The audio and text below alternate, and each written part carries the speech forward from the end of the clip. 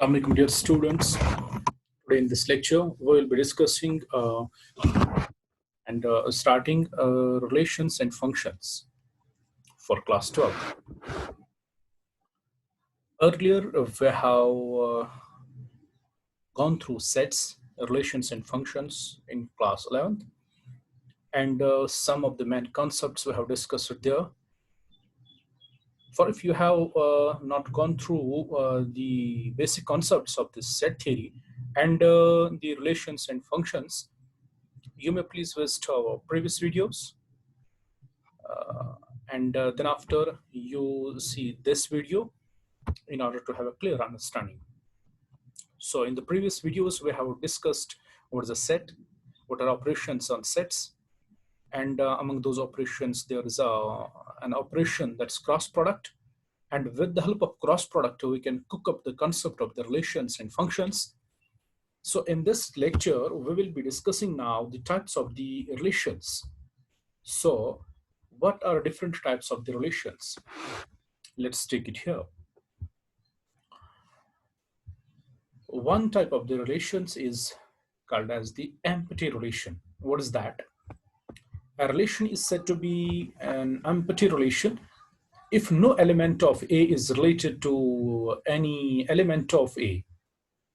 That is, R is equal to Fi. That means this relation is a null set. That means there is no element in this that is contained in A cross A. Okay. And next is a universal relation. That's totally opposed to this. A relation is said to be a universal relation if each element of A is related to every element of A. That's all. That's this relation R is equal to whole cross product of A cross A. These two relations are collectively called as trivial relations. Okay, these are called trivial relations. Now let's illustrate this with the help of an example in order to make it clear in understanding. For example, we have a boys' school, and in the boys' school, the students, let's define a relationship among the students as A is sister of B. For example, we take the ordered pair. So we take two students and say A is sister of B. But the relation is defined in among the boys of a school. So such a type of relation does not contain any element because there is no student who is a sister of any other student. So such a type of relation is an empty relation. Okay. Now let's define one more relation there. For example, we take two students and we define a relation like this. R dash is equal to AB, while the difference between the heights of A and B is less than 3 meters. We take at random two students and we define a relation like this, that these two students will be having a difference of less than 3 meters height. So if we take any two students at random and if we measure their heights, naturally the difference may not be equal to or may not exceed 3 meters, because 3 meters is a very huge quantity.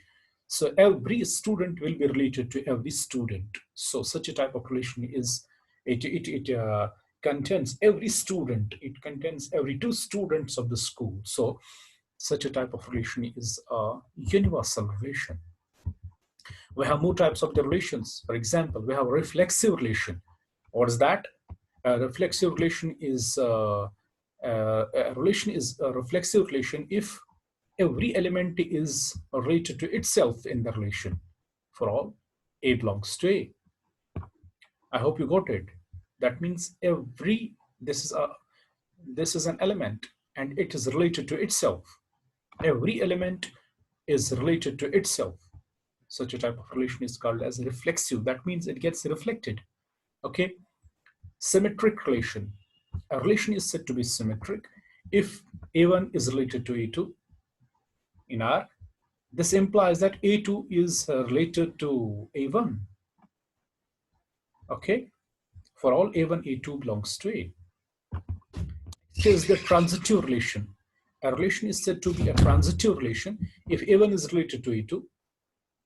This belonging means they are related to.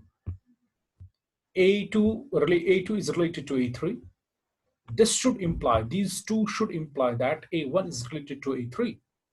If such a thing happens, we say that the relation is a transitive relation. Okay, that means it gets transited.